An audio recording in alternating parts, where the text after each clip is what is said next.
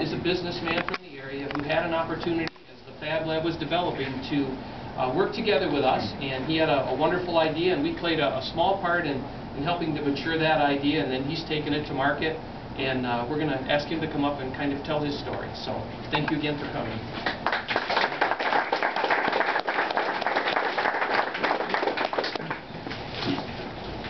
I have to get the show and tell out here. Thanks, Dean Crampton. Appreciate the introduction. It's my privilege to be here and be a part of this Mott College celebration today. I'd like to thank those from the Regional Technology Center who invited me to come. Just a little bit about ourselves. I'm from a small manufacturing company, SE Tools. It's been part of the city of Lapeer since the 1930s. So we're not that new or innovative, but we've been around a long time. Our specialty has been manufacturing non-powered automotive repair tools, and for many years our largest customer has been Snap-on. You'll see their trucks all over the place. We're not recognized by name particularly, but many of you would recognize the tools. If I could show you our whole list of tools, you would say, oh, I've seen those. Those are in my toolbox at home. I've seen those in the garage that I have my car repaired at. I'm going to talk about one specific tool in just a moment. I'd like to make a few comments on why I'm here today. First, I want to say that during the period of time, just 2 years ago, when many people in Michigan were realizing that the manufacturing base was starting to shrink. We saw the great stock market crash. We saw GM and Chrysler get into trouble. Some innovative people here, the Center for Advanced Manufacturing Technology, the Regional Technology Center, had the foresight and the generosity to take some funding that they had received from the U.S. Department of Education. And they offered that in the form of grants, and I'll read you the quote. It's to help regional companies to improve their competitive position in the global marketplace. SE Tools was one company of many that applied for these grants, and this was a start of a great relationship with a number of individuals here. Dean Crampton, Doug Prahota, Joe Palaka, and Doug made the first on-site visit to learn more about SE Tools a couple years ago, find out the difficult situation that we were facing with the global competitive market that's out there. Here's a spark plug boot puller. This is the tool I want to talk about for a second. We've been producing this for many years successfully.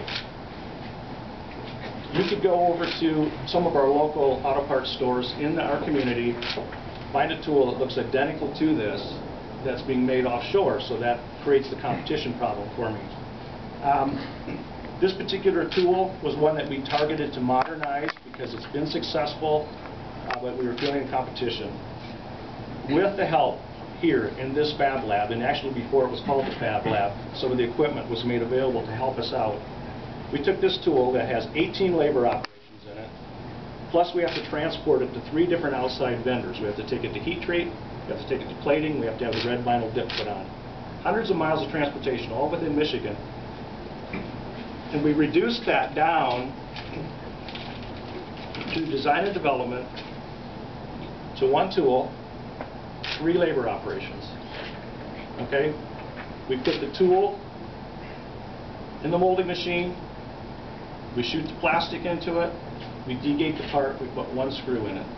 We now have a completely non-conductive, lightweight automotive service tool to compete on a global marketplace. Anytime the playing field is level, people in Michigan can compete, I'll tell you.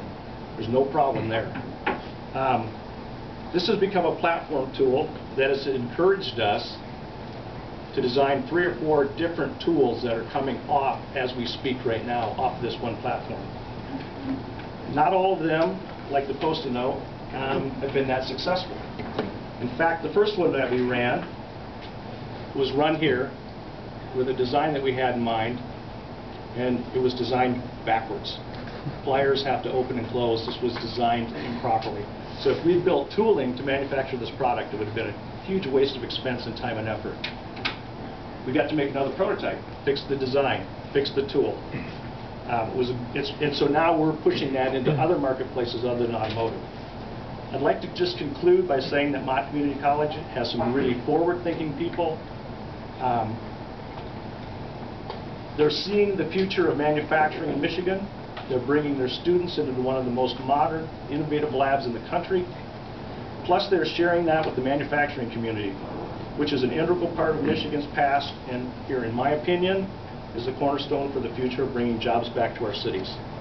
Thank you for allowing me this time to express my story, and thanks for a great opportunity to be part of Mott Community College Open House.